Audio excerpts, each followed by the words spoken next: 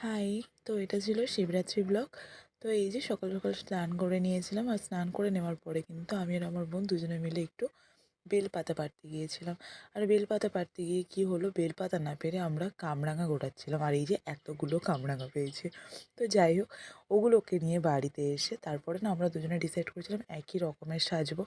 তো এই যে আমি আরও দুজনে মিলে না একই রকমেরই সেজেছিলাম, আর একই শাড়িও পরেছিলাম।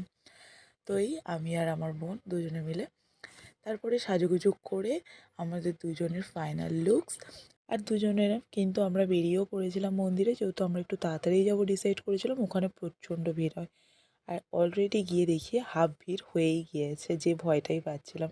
তো যাই হোক, ফাইনালি মন্দিরে এসে গিয়েছি। আর তারপরে এসে সবার প্রথম যাকে দর্শন করা সেটা হচ্ছে জগন্নাথ দেব। ওনাকে না দেখলে না আমাদের হয়ই না। আর তারপরে এই যে মন্দিরের চারিপাশটাও তোমাদের দেখাচ্ছিলাম, তো দেখে নাও। এই মন্দিরটা ভীষণ ভালো। তো যাই হোক, আমরা কিন্তু দেখে দেখে ঠিক জগন্নাথ দেবের সামনেই জায়গা পেয়েছিলাম। ওনার কৃপা ছাড়া এগুলো অসম্ভব। তো যাই হোক, এই যে আমরা সব কিছু জিনিসপত্র রেখে গুছিয়ে আরও সবাই আসা শুরু করে দিয়েছিল। তারপরে না আমি একটু বাইরের দিকে এসেছিলাম, এই যে বাইরের দিকে ঘুরছিলাম, আর দেখছিলাম যে আস্তে আস্তে অনেক ভিড় হতে শুরু করেছিল।